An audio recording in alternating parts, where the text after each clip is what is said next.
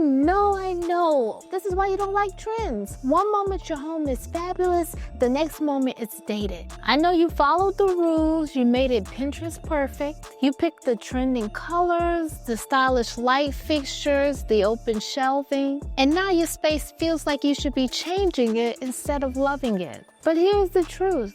It's not you, it's the trends. I am Trish Debenham and this is Trish Talks, and on today's video I'll be sharing with you 8 trends that have overstayed their welcome. But don't despair, I'll also show you ways to redefine those dated trends so that your home now feels timeless and elevated. Dated trend number 1, all white marble bathrooms.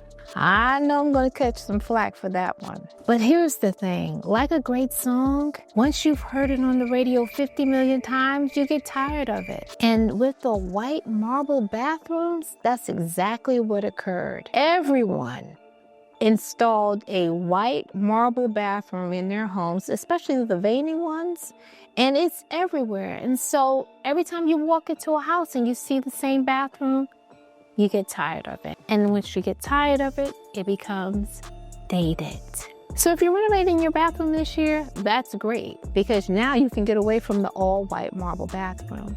But if you already have it, there are ways for you to update the look. I would suggest changing out the white or gray vanity to a warm wood vanity and add some warm textures in the bathroom through your accessories. This will make the space feel warm, grounded, and personal. Dated trend number 2, granite countertops. Yes, I'm sorry to say, but granite countertops are the silent killer to a beautiful kitchen. Oh, and please don't let the granite be green, pink, or brown. It instantly makes a newly renovated kitchen feel like it's stuck in the early 2000s. I know, I get it. Back in the day, granite was king. It was a huge update from the laminate countertops that everyone had. So it was king for a long time. It was strong, it was durable, it didn't burn, and I mean, it's still all of those things. But newer, stronger, more durable products have now come on the market. Now you have quartz countertops, you have quartzite, or you have porcelain countertops. And if you don't like those, you still have the real marble countertop, keeping in mind that marble is high maintenance. But you can also go with an economical approach with the butcher block countertop. It's rich in color and it is timeless as well. But whatever you do, don't renovate a kitchen today and add granite countertops. You will immediately date your kitchen. Dated trend number 3, fast furniture. I know we all love IKEA. I know we all love our fast furniture. I have it in my house. But we, as a community, need to move away from selecting furniture that we have to assemble. It takes time, it takes patience, it takes a whole lot of stuff that we don't have, only to end up with furniture that doesn't last and that it doesn't have a whole lot of style either. So today we're embracing slow decorating. You should invest in higher quality pieces that tell your story. Look for real wood, real leather, and vintage finds with great craftsmanship. If they reflect your personality and style, they will stand the test of time. Dated trend number 4, distressed furniture. Now I know I just told you to do vintage finds, but there is a difference between vintage and distressed. Vintage is older, classic furniture that comes from a particular design era, and those pieces add value and style to your decor. But let me be clear, vintage is different from distressed. And what do I mean by distressed furniture? I mean furniture that is ripped, that's discolored, it's stained, it's peeling, it's falling apart. That's distressed furniture. So my only guidance for this particular trend is when you see distressed furniture on the side of the road, leave it there. Dated trend number 5, barn doors.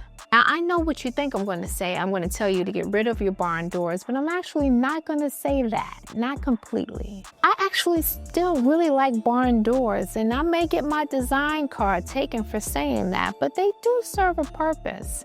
They're often quite functional and very attractive. Now, where it goes wrong is people use barn doors everywhere, and I don't recommend that. I particularly don't recommend using barn doors for your bedroom entry point or for your bathroom entry point. Barn doors are not great for privacy, right? So using them at your bedroom entrance, allows a lot of sounds to come through. And then I probably don't need to explain why it's not a great idea to use a barn door at your bathroom entry point. I mean, I think that's kind of self-explanatory, but people did it and they still have them up. So in order to rectify that, I would just remove the barn doors only at your bedroom and your bathroom entry points. And instead, I would incorporate just a typical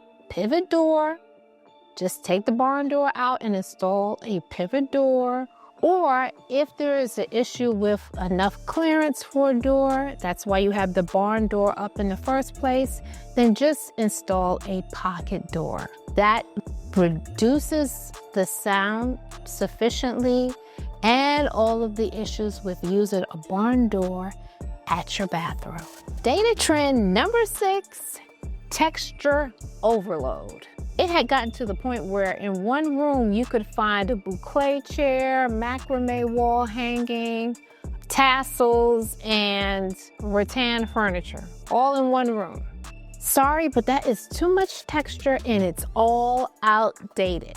Now, don't get me wrong, adding texture to your space brings depth and warmth. But as a rule of thumb, choose no more than 2 highly tactile textiles in a room. I'm not saying 2 pieces, I'm saying 2 types of tactile textiles in a room.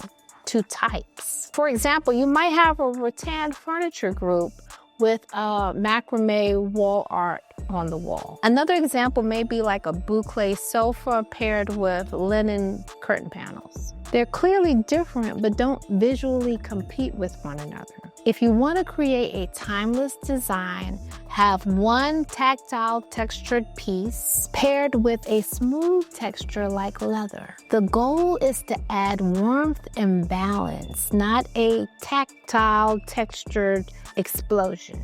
Data trend number 7, curved couches. Curved couches are beautiful statement pieces until they take over your entire living room. I love sculptural furniture, but curved couches are hard to place and they limit your layout options. Not to mention, they usually don't play nice with side tables. And the way some of them are designed, the most comfortable seat is in the center.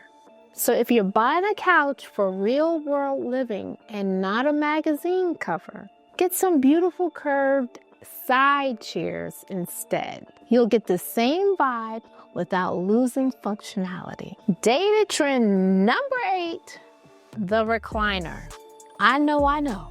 People love their recliners, but just know that recliners are all about function because they are certainly not about style. If you must have your oversized mechanical recliners with their bulky arms, place them in a man cave or in a separate family room. Don't put them in the living room. The living room should offer more style and sophistication. As an alternative for the living room, try adding a deep-seated sofa or chair with an ottoman for that added comfort. This way you can relax and keep your stylish living room intact. So now, if any of these data trends are still in your home, please don't worry about it. When you're ready to renovate or make some changes, you'll know what pieces to address first. And if you want to know any more about your interior design style, check out my free quiz in the description box below. After that, leave a comment below and then go check out my next video, and I'll see you next week. Peace.